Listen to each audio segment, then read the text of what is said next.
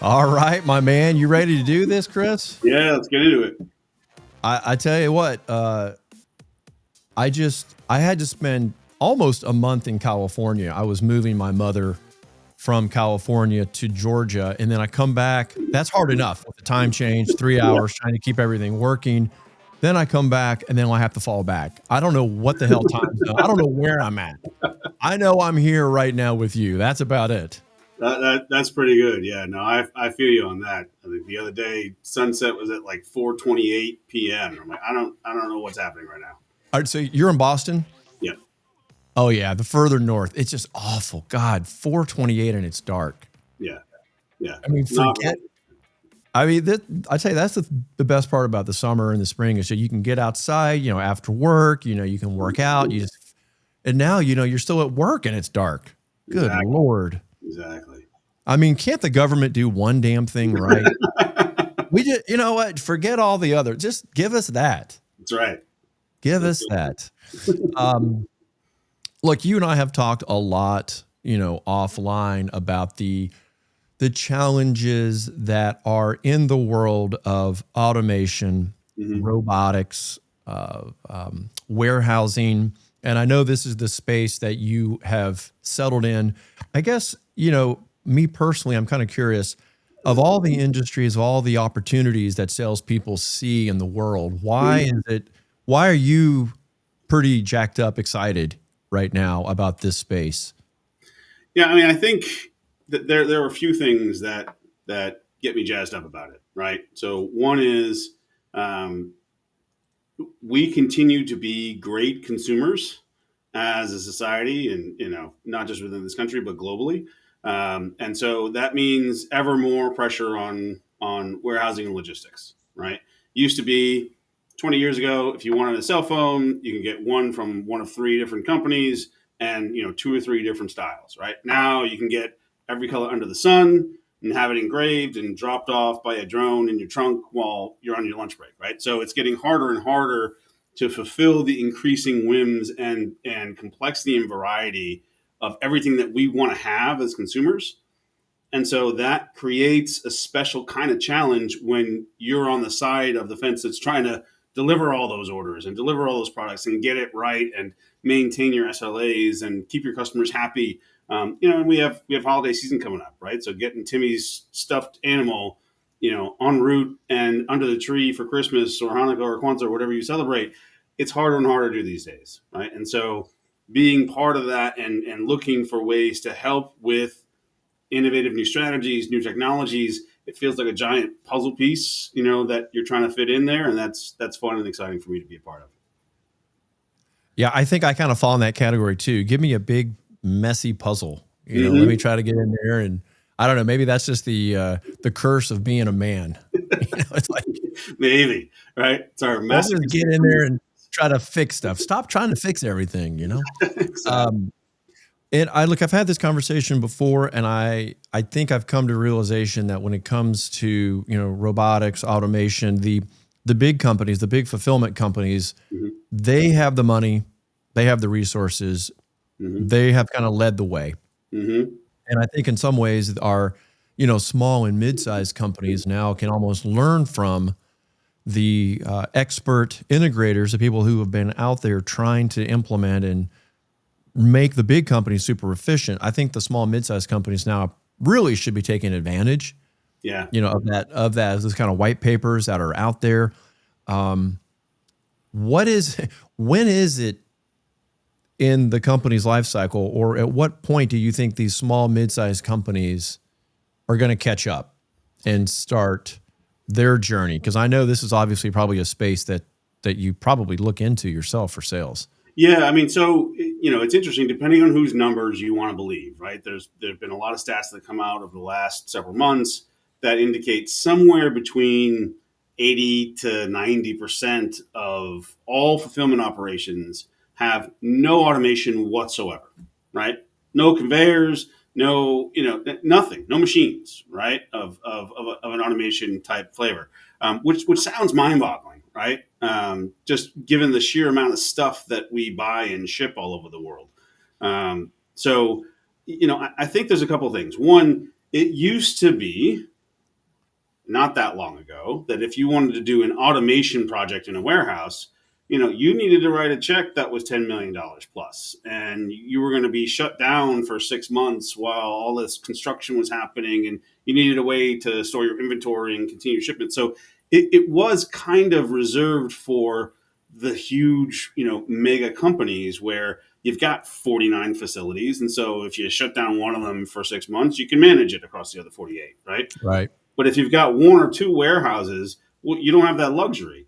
Nowadays, though, there are so many more approaches that are possible, and even from a scope, perspective, but also from the way that the integration is managed, where most projects today go into brownfields where you're not shutting down operations because you can't, right? Okay, for those people who don't know what brownfield versus say greenfield, right? You want to just kind of touch on that for maybe Absolutely. the Yes. uneducated around that?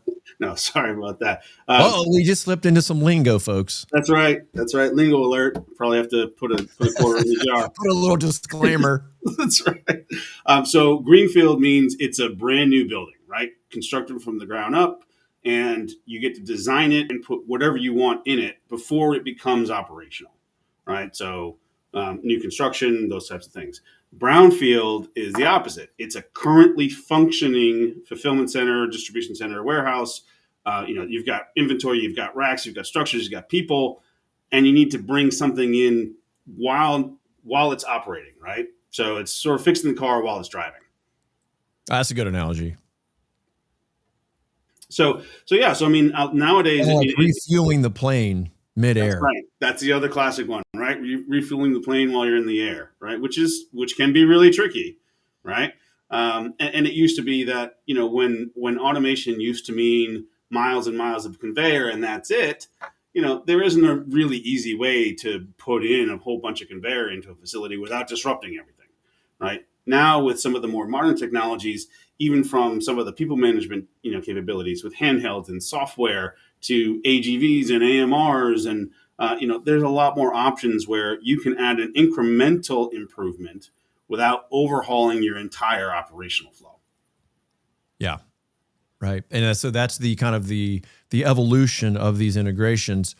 So just from a business point of view, from where you guys sit at Tompkins, are there particular industries that you just feel like are really ripe for this? Some are maybe less, or maybe more resistant, maybe others that are more willing, more kind of open to the changes?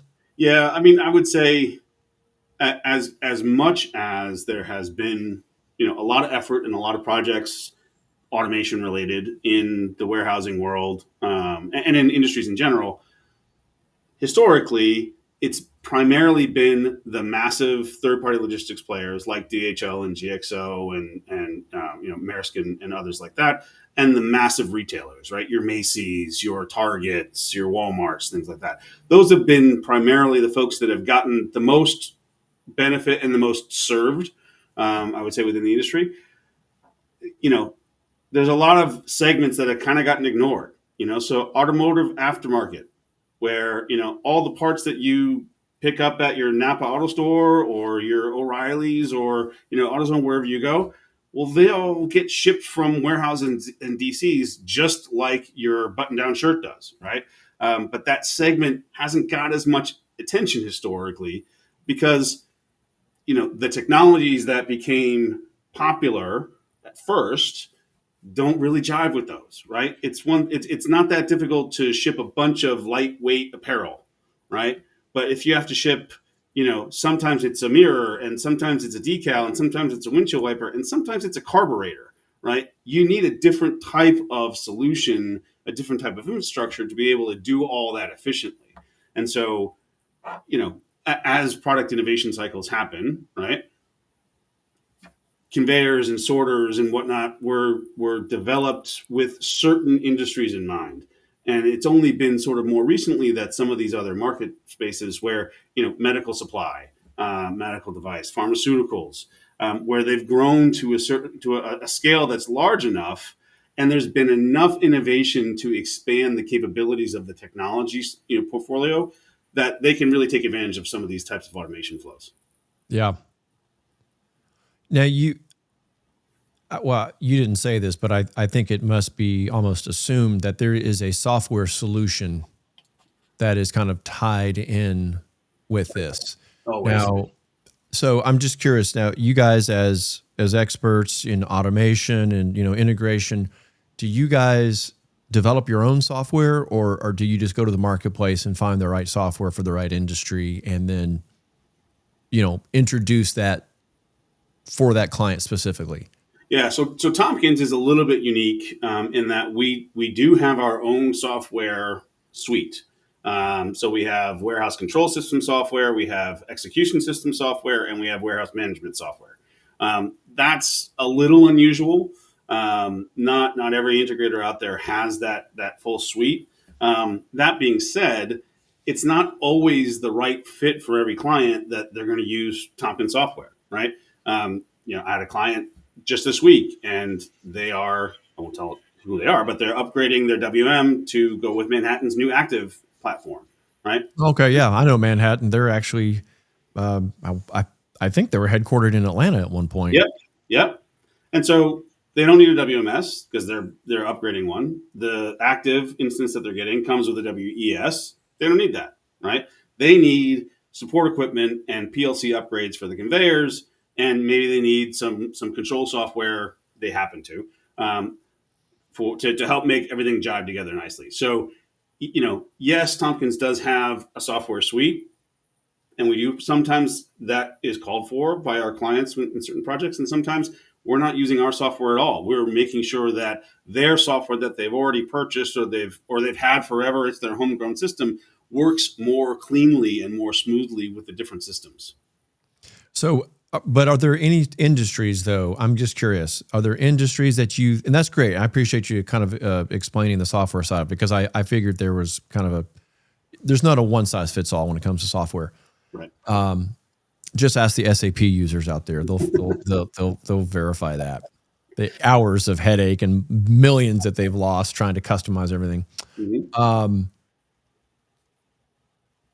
Just for the casual listener, in learning and development, and they're trying to figure out, okay, we're in this industry where there's more products and services and innovations that have been developed for our industry. Obviously, Mm-hmm. e-com fulfillment, right? That's already been established, right, with Amazon, et cetera. Yeah. What are the next industries you think they're going to fall in line? Your just best guess. Yeah, I mean, I think I'm not going to hold you to it here. Timestamp market. We're going to check this date back. That's right. That's right. Show that Chris is an idiot. No, Exactly. So hey, we can all take a guess. We can all guess. That's right. That's right. I think there's a couple things, right? So e-com, like you mentioned, that's been a primary focus for a lot of years. More and more now, I think a lot of companies are moving towards an omni-channel type approach, right? And you see that in some of the customer offerings. There's a blend between, do I want to shop in a store? Do I want to buy it online, have it shipped to my store? Do I want it shipped to my house? And so all of those are blending in a way where they used to be sort of separate streams, and now it's all getting muddled together, right? The same client is doing all of those different types of activities on any given day, right? And so I think there's a shift that's coming towards a more holistic approach to how you manage it, because that has implications for how you handle your inventory, how you do your fulfillment strategies, what kind of freight suppliers you utilize, couriers versus the big guys versus local versus USPS, all that sort of stuff. So I think encompassing more of an omni-channel type approach is going to be happening. And then from an industry perspective, I think that medical device and supply is up and coming. I think automotive parts, OEM and aftermarket is up and coming, and pharmaceuticals, right? And those are just based on the fact that most people are trying to keep their cars on the road for longer, right? True. Or buy a new car. Most people, there's more and more, pills for all of us to take to improve our lives and improve our health, right? And we're living longer, right? So we need more, hip kits for the surgical suite, and we need more at-home syringes because everybody and their cousin is trying out Ozempic for the first time, right? So there's all these things that are springing up mostly because of our population behavior as a country and as a world, and that's leading to more of a need to scale up in those different industries. Right? You used to be able to get away with running a warehouse if you were shipping, syringes to hospitals. You used to be get away with, having 20 people do some cart picking on foot, and nowadays you can't do that as readily or as profitably as you used to be able to. Yeah, I think what you mentioned there with the omni-channel approach, I think we as consumers kind of have seen that. I think we're, in a lot of ways, we're the ones who are kind of demanding it. Yep. I think a lot of the retailers are just trying to give us so many options. I mean, I'll just give you an example. I walked into Home Depot the other day and I'm trying to get a replacement part for a water heater. And they're like, well, we can ship it here to the store, or we can drop ship it to this different location. We can send it directly to you, and so there's a basic example of this omni-channel fulfillment approach. Yep. Right. And you can just multiply that over all the different drop ship locations where something could possibly go. And now you can't just put it on a, 36-foot trailer and bring it in, because now you're talking about bringing something very small to a home address, a residential address. You can't bring an 18-wheeler in there. Right. So this is what you're talking about, all the different. It sounds really simple. I mean, it sounds simple. The devil's in the details with this thing, because it sounds extremely simple, and it's the opposite of that. You're exactly right. It's funny too. I was working with a retailer. This is a couple of years ago now, but I think it's still valid, if not worse. So they were referencing a study that was put out by the National Retail Federation, and they were looking at cart abandonment rates. Right. So that happens when you go online to your favorite store's website. You put something in your cart and you go to checkout, and then you ultimately don't buy it, right? You don't finish the checkout. And they were looking at, well, why does this happen? Because this happens a lot, right? This is like 70 to 80% of carts that people put in the carts, and then they don't complete the purchase, right? And so they're looking at, well, can we understand why? And one of the main reasons why was because, reported by people, they did surveys and whatnot. People reported that, well, it wasn't going to get to where I wanted it, my house, my work, my local store, in time for when I thought I needed it, right? And so what you'll see sometimes as a consumer, if you go on, I'll pick Target, right? You go on Target's website, and they'll have those options for you, right? So, well, we can ship it to your store, we can ship it to your house, we can have, DoorDash or whatever, deliver it today. And you can look at the options, and they don't all line up, right? It might ship to your store in 3 days, or it might ship to your house in 5 days, and it might, whatever. And so you then have a value judgment as you, the individual, to say, well, when do I want this, right? And how much am I willing to pay for it? Exactly right. Exactly right. And so that I think are really driving the behavior. We are driving that, right? We are forcing that, and companies, 70 to 80% cart abandonment rates. You think about that. If you're $1 billion company, $1 billion retailer, and you're talking about 70%. I mean, that could be 70% of additional revenue, right? So that's hundreds and hundreds of millions that just evaporates. That money is going to get spent somewhere, right? That's consumer, they're still buying it. I mean, obviously a percentage maybe is never bought just because it was a whim or something, but. Well, no. So great example of this, right? I was working with a client. This client was a specialty retailer. They had an online shop. They had local stores, in certain areas, parts of the country, and they had a wholesale relationship with another retailer, right? So you could buy this company's stuff directly from their website. You could buy it in their own stores, and you could buy some of their products in another retailer who was, sort of featuring them, right? And this was one of their reasons for pursuing automation, because of the way the shipping occurs, right, or was occurring in their warehouse. You could go online, for example, to the partner retailer, the wholesaler retailer, for the same item. It was the same price, whether I got it from the original retailer or their wholesaler. And the wholesaler was another retail shop. It was another retail store, Yeah. right? It was the same price, whoever I got it from. If I ordered it from the company directly, it was going to take 3 days to get to me, and I had to have like a $50 minimum to get free shipping. Otherwise, I had to pay some nominal fee, right? From the retail partner, the wholesaler, same price. They had it in stock in my town, or they could ship it to me in 2 days, free shipping, And right? what are So you what going am to I do? going to do? I'm going to get it from the wholesale You're partner. not going to buy it from the original, I'm not from going the to buy it from the OEM. original. And here's why this mattered to them was because they were giving 20% away to the wholesaler, right? So you say, oh, well, the original retailer still makes money. Yes, they do, but they make less money. And the entire reason for that was because they couldn't process the order as fast as their retail partner, because the retail partner had already gotten all the product, right? They had it ready to go, and their system was set up to be able to ship faster, ship cheaper, what have you, right? And so that was why they were looking at automation, the original retailer, was because they wanted to be able to ship as fast and as cost effectively as their wholesale partners so they could maintain their profit margins. Yeah, they had already optimized their distribution, their fulfillment. Yep. So you've got this older, archaic company that's pushing its products to a more advanced, more sophisticated customer who Right. then in turn could turn around and resell it. Yep. Yeah. Yep. Yeah. In that case, it was staring them in the face. Like they couldn't avoid, like, it's almost embarrassing. Like, what are we doing? Right. Right. And It's like, we need to be able to, compete with the very people that were, yeah. Yeah. Yeah, and like you said, competition is a huge driver of that, right? So if it's, I mean, that's sort of a unique situation in that it's a specialty retailer, Yeah.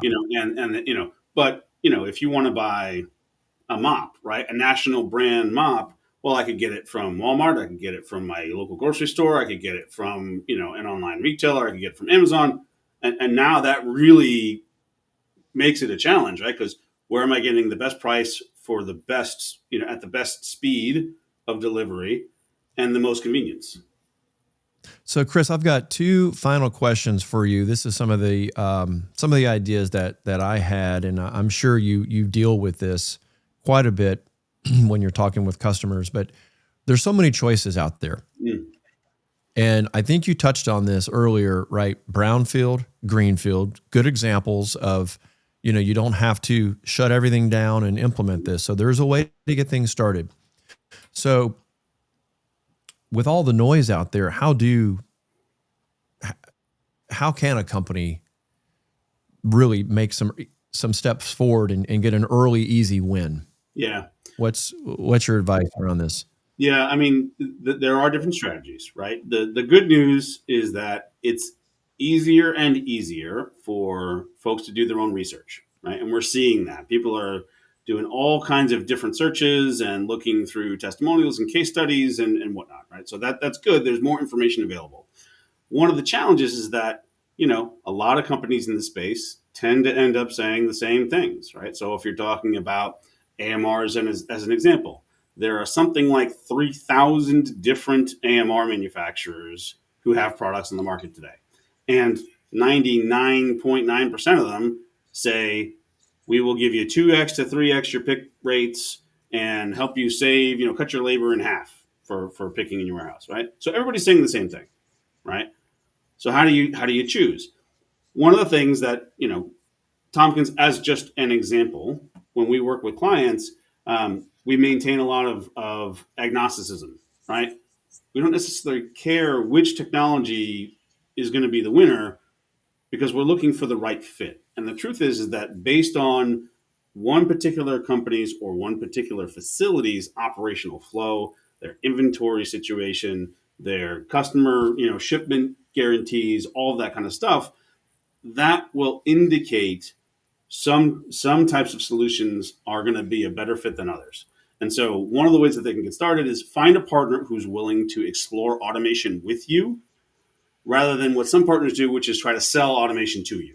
That's a big difference right there. So what I'm hearing is don't get confused by all the noise because there are what seem to be a lot of similar products. You actually have the metrics and the deliverability metrics behind it and Hmm. understand what it is a company would be trying to fulfill. So then you could eliminate a lot of the others that just aren't going to fit that need. So, Yeah. I mean, that would make sense that an integrator would really know, these are the two or three that we really should be looking at. Yeah. And I would say, just as a caution, and, I'll probably get flamed by people Oh boy, around. here we go. Another asterisk. This is like your third asterisk here for the Hey, day. I I'm rack them running out up. of asterisks.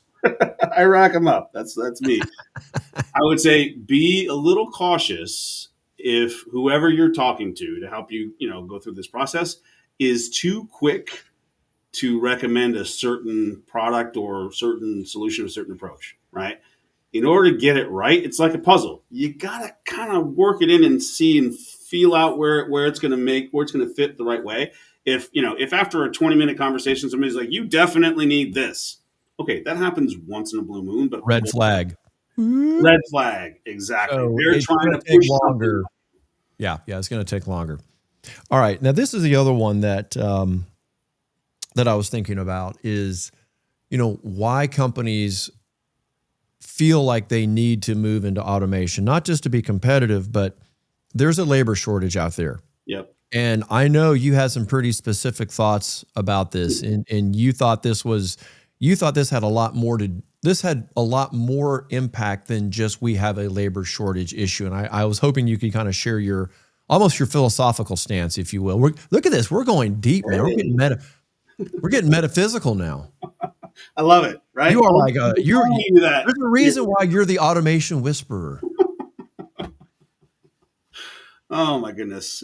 So yeah. So I do have a certain perspective on that, right? And this is, again, it's evolved over time. 10, 15, 20 years ago, automation was all about, hey, we want to improve our bottom line, right? We need to ship things for cheaper. We want to have fewer people in the warehouse, what have you, right? The last 5 to 7 years, the conversation has really shifted.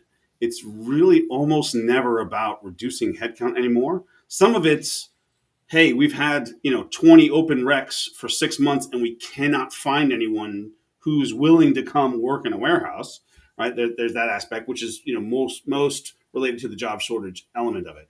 But there's another aspect where a lot of places are trying to figure out how they're going to increase their output capacity by 10% without changing their payroll, right?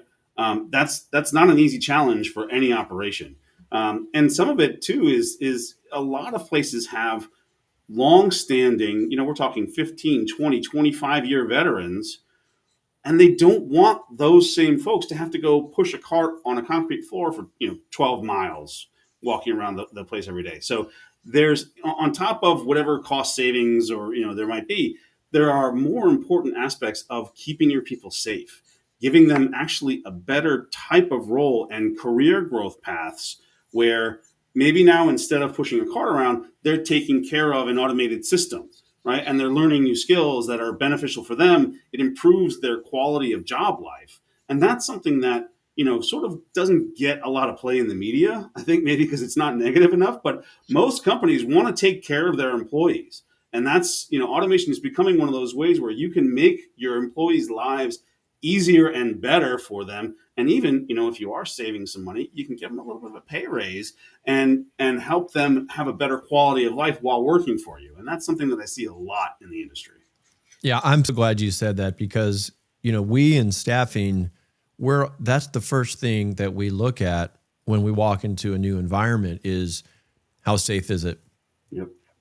And what is the quality of life? What's the quality of the work that we're being asked to put people into? Mm-hmm. And, there's some scenarios where we say, look, these areas need to be improved. Yep. There's a reason why you're having turnover right here in this spot because it's awful. Exactly. We need, so as you say, and I'm really glad you said that. I'm glad you're hearing that as well, that they're actually taking time to think about, quality of life, quality of work, and, how can we upskill?